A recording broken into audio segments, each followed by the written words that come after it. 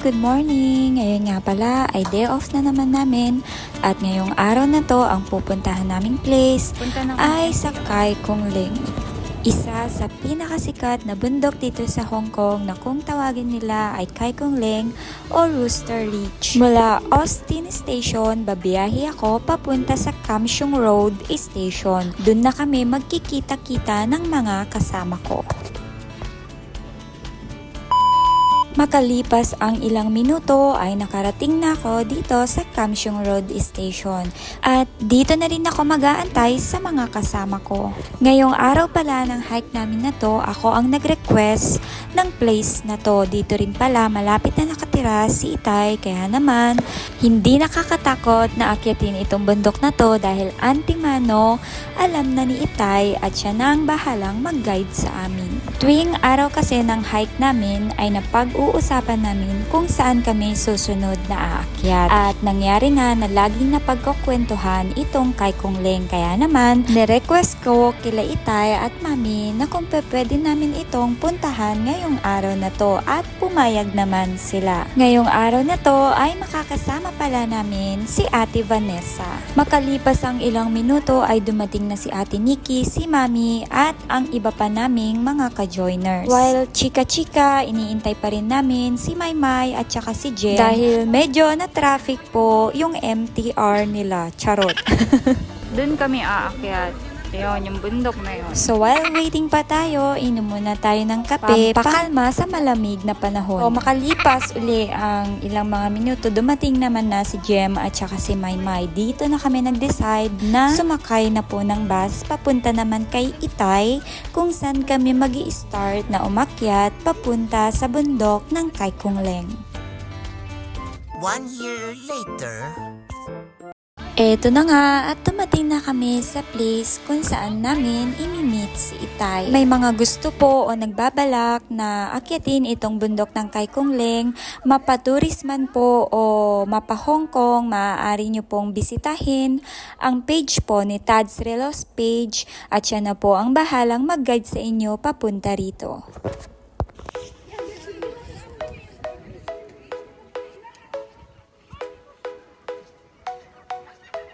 Guys, ang daming strawberry dito. Tsaka tae. Lahat po ng pinupuntahan namin tuwing Sunday ay first time ko lang na mapupuntahan. Kaya tara po, samahan nyo kami. Para kaming nasa Baguio, sobrang dami ng strawberry. Strawberry talaga. Grabe, sa bungad pa lang ang ganda na. Medyo makulimlim lang po ang panahon at saka sobrang lamig. Grabe, sobrang excited akong akyatin itong bundok na to. Sana maging successful kahit medyo makulimlim ang panahon at sobrang lamig din. Oh, ang baho niya.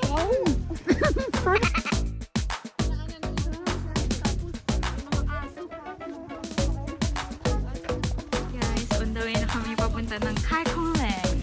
Kai Kung Ling ba o Tai Kung Ling?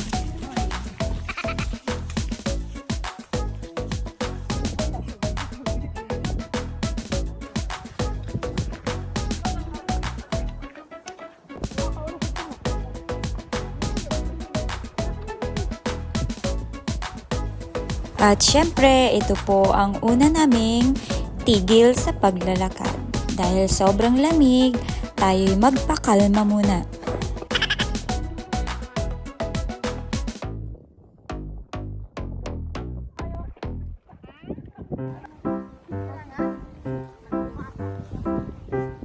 Pagkatapos ng ilang minutong pampakalma, tara lakad na ulit tayo para matapos natin itong hike na to.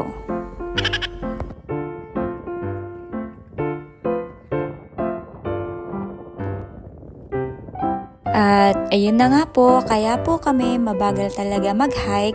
Ganito po ang nangyayari sa amin. Sinusulit po namin bawat magagandang spot na maaari naming mapuntahan para hindi po kami manghinayang pagkatapos ng hike namin.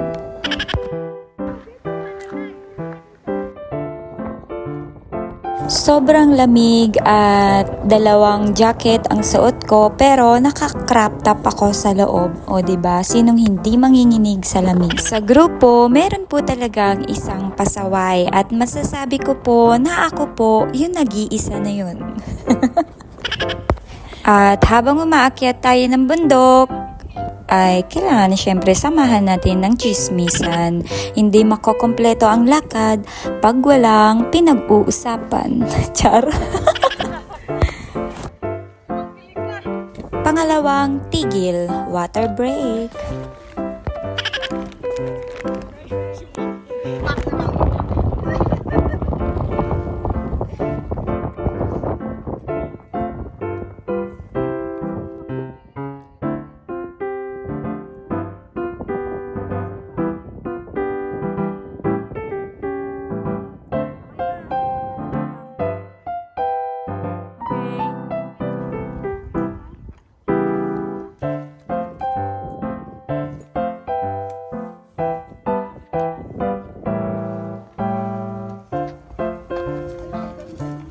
Ito nga pala ang pangatlong stopover, ang aming water break kuno.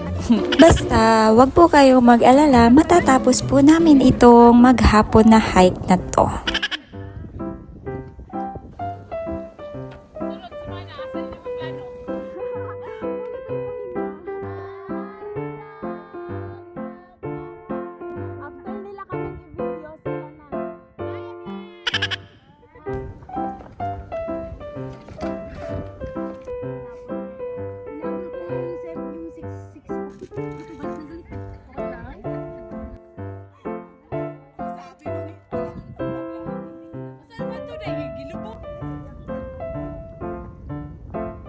Layo pa kami, guys.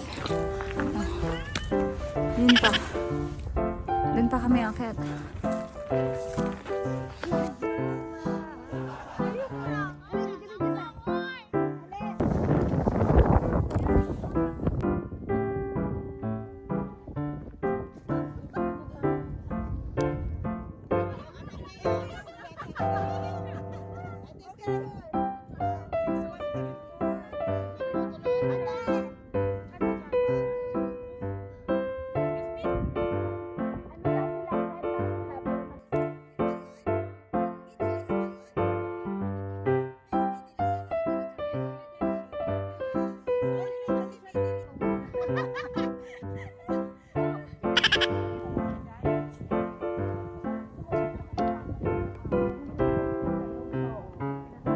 Pagod pero hindi magsasawang magchismisan. Guys, malapit na kami.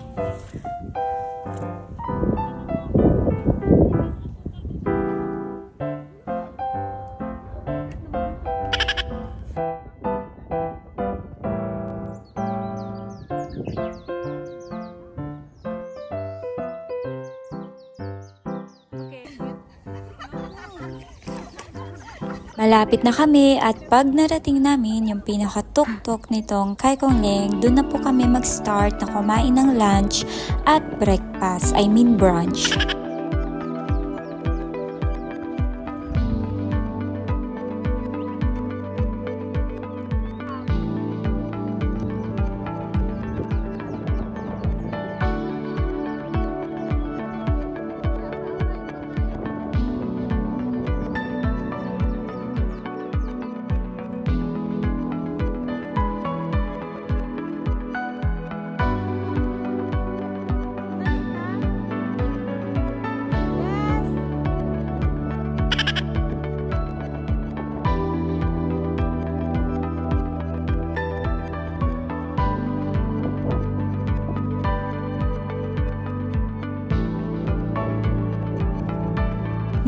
Malapit na kami guys at kakain na kami. Kami doon. Umakit kami dyan. Dyan. Dito na. Finally, we're here! O di ba? Hindi na po kami umakyat doon sa pinaka-trigo niya. Aura-aura lang po muna ako dito and then kakain kami ng brunch. Sobrang lamig po talaga, as in tinanggal ko lang yung jacket ko para syempre maka-aura ako ng maganda, and then kakain po kami ng brunch. Pagkakain namin ng brunch, aakyat po yung iba naming mga kasama dun mismo sa pinaka may trigo niya, and then hihintayin na lang po namin sila dito kung saan kami banda magpapahinga. Guys, Shenzhen na yan. Shenzhen, China. Time na para magpahinga at kumain na ng aming almusalan at tanghalian. At syempre, dito na po kami banda magpapahinga hanggang sa oras na po ng aming pag-uwi.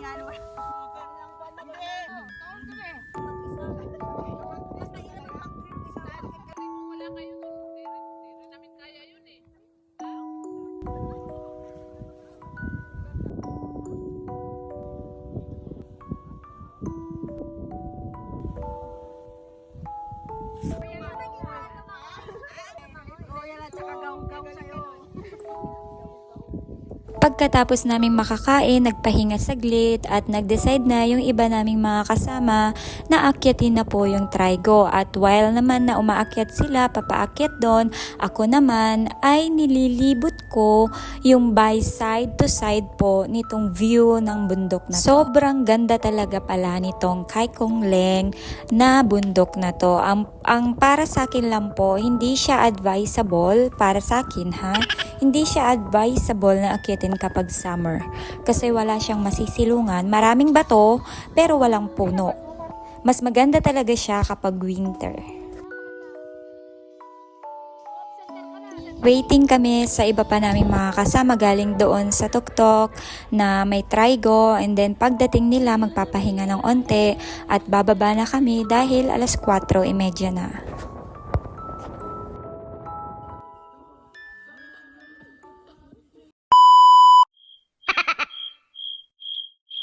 So ayun nga, after na makabagbag damdamin namin pag-akyat dito sa bundok po ng Kai Kong Leng, time naman na para sa amin na umuwi na. Medyo malayo-layo pa po kasi ang aming lalakarin at ilang bundok pa po ang aming tatawirin bago namin matungton yung daanan papunta po sa sakayan papauwi.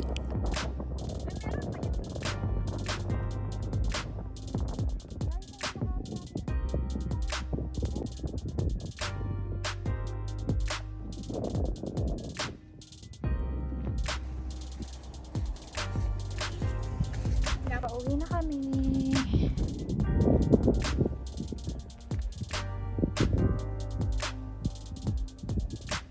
Doon kami dadaan pa uwi.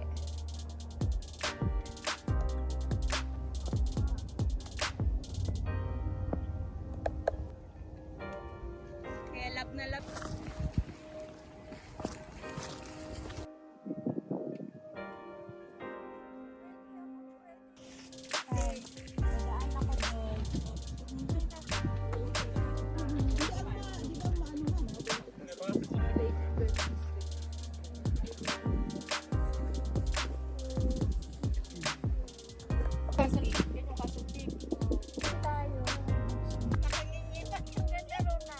Matapos po naming lakbayin yung ilang bundok ay napag-isipan namin na antayin na yung sunset at dito muna kami mag-stop over ba.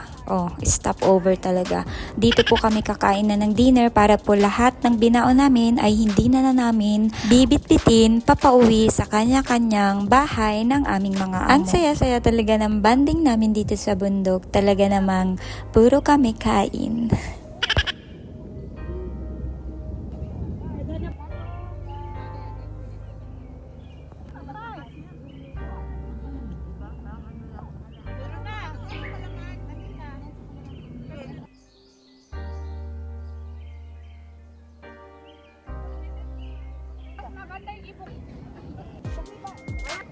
Okay lang iwalay, okay lang kahit mati ba sabay-sabay. Okay sa likod.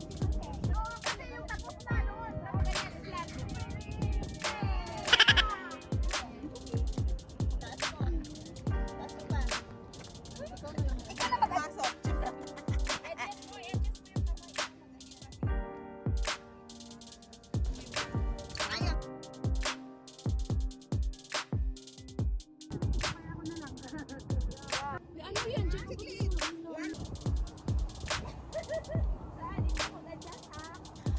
busy sila sa copy picture.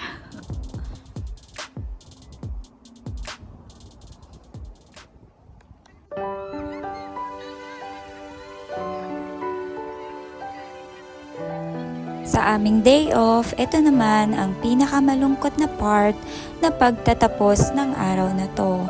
Ito ay yung pag-uwi namin sa kanya-kanya naming mga amo. Pagkatapos nga ng buong isang maghapon na kaganapan sa buhay namin, kami naman po ay uuwi na sa poder ng aming mga amo. Ito nga po ang pagtatapos ng aming pag-adventure dito sa bundok ng Kaikong Leng. Sobrang naman.